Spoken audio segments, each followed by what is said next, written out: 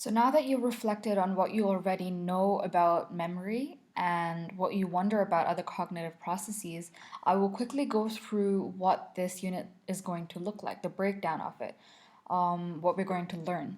So to begin with, the first part is going to explore cognitive processes, namely memory, thinking, and decision making.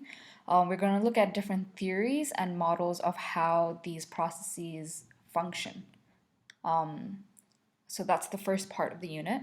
Once we're done with that, we're going to move into the reliability of cognitive processes, which basically brings up the whole question, are these processes, are we as human beings truly rational, or are there so many different factors that make us biased and unreliable in the way that we process information, store information, and even retrieve information to use? So that will be the second part, and we will be looking at it again as part of memory and as part of thinking and decision making. So we will be looking at reconstruction of memory. That's basically how, what factors influence the building of memory or storing of memory, and whether this is rebuilt in any way. And the second bit will be on the biases that we have in thinking and decision making. We know what biases are. We've looked at confirmation bias, as we've looked at social desirability. All of these are biases that we've looked at as part of research, and how participants can be biased in their responses, how researchers can be biased in their responses. Even though we've looked at it so far in terms of research, we will be extending our understanding of biases into thinking and decision making, which is something that happens on a regular basis in life for everyone while we are processing information. So the third part will be the influence of emotions on cognitive processes. Here, I think we'll be focusing mostly on memory.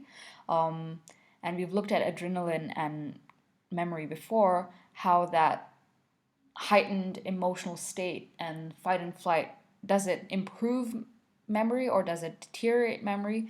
And that's kind of what we will be looking at.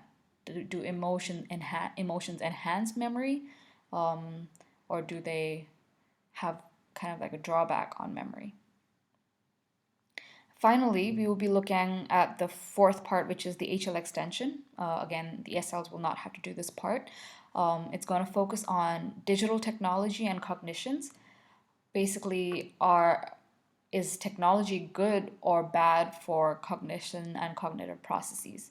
This we will be doing as a project. It will be really helpful for you because you will be actually designing an experiment that you will conduct in school, and you will be giving a proposal, doing the experiment, and also looking at the results. So I will go over that a little later, possibly next week. But this will also be very helpful for you in your IA process. And if the SLs want to be a part of it, you're welcome. Yeah, okay. So I hope this is comprehensive. There's just 4 parts to it, just like there was in the biological approach. And yeah, okay. So before we go into any of these, obviously we'll be going into the first part, which is cognitive processes.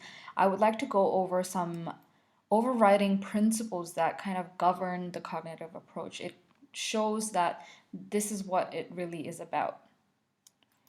So the first principle is that human beings are information processors and mental representations guide human behavior. So as I mentioned before, I talked about the computer analogy or computer metaphor, where we are information processors. We're constantly trying to make sense of the world around us actively, right? And that's basically what this principle is trying to highlight, that we are information processors, and that past here, mental representations. Mental representations are basically the representations we've made based on our own experience so far. So here's a video, or rather an image that I have put together. As you're watching it, you're trying to figure out probably what, come on, okay. As you're watching this video, you're trying to make sense of what this image really is. What are all of these blobs? And you're probably experiencing what is called an experiential blindness until you see this.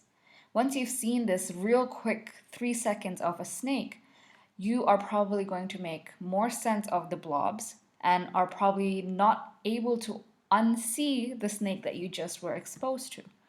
The same way, all of our processing, the way our memory works, and the way we think and the way we make decisions, they are based on previous representations that we've already made. What are these experiences that we've already had? So if I have had the experience of, let's say, for example, a dog that bit me as a child, right? Looking at the dog here, that probably a dog bit me when I was 5 years old, let's say, for example, and now I am so afraid of dogs that I will not do anything that will put me in close proximity to any dog, right? So that's basically the mental representation that I made. Dogs are not safe. Dogs are dangerous. So I will probably avoid any situation where I would have to, encounter a dog. So we're information processors, and past experience influence our current information processing and behavior.